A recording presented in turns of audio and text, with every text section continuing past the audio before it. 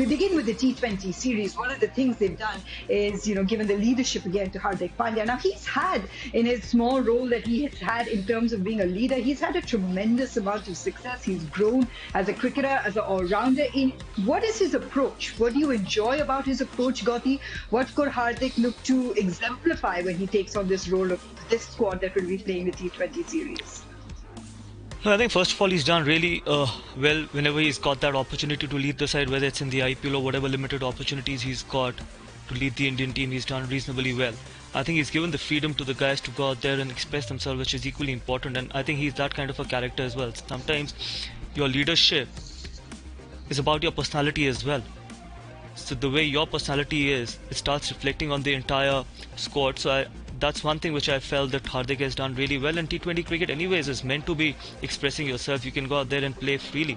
I think India has been subdued in the past, but hopefully with Hardik captaining the side now, especially when Rohit is not there, he can actually ask guys to be courageous, because I've always believed, I think the team that is the most courageous and can play that fearless cricket will have an advantage, irrespective of what format they're playing in an ICC tournament. India in the past has been very, very subdued. We've spoken a lot about the template and stuff, but when it came to the crunch games, I think we completely got into a shell. I think that is not something which I think you would expect Hardik to ask his players to do. So one thing I definitely expect Hardik to probably look for the future is that when it comes to those moments, I think take the positive route as compared to the negative one.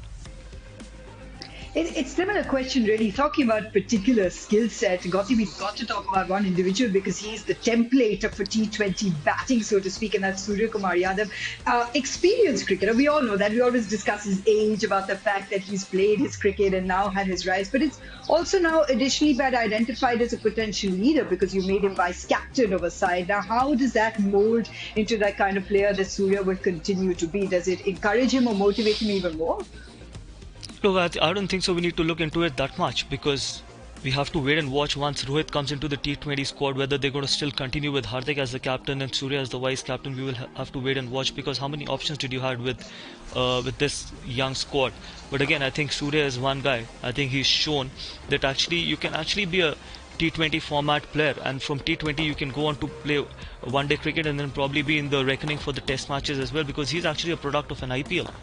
If you see, his IPL numbers are incredible, and if you compare it to the first-class cricket, his numbers in first-class cricket, but it's always good that when people like Surya Kumar Yadav, who has gone through the grind in first-class cricket, they've grabbed their opportunity with both hands, or whatever opportunities they've got, and now they've been trusted with the leadership, and being the vice captain of the country is always a great honor.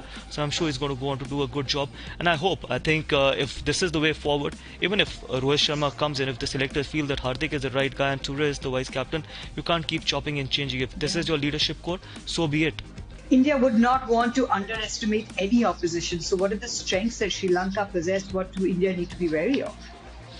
Look, I think Sri Lanka is a formidable side in T20 cricket. That's what they've shown in the Asia Cup. You can't win the Asia Cup if you don't have the talent. They've got individual brilliance. Absolutely. They've got the combination. They've got two world-class spinners. How many teams has two world-class spinners in Hasaranga and Thikshana?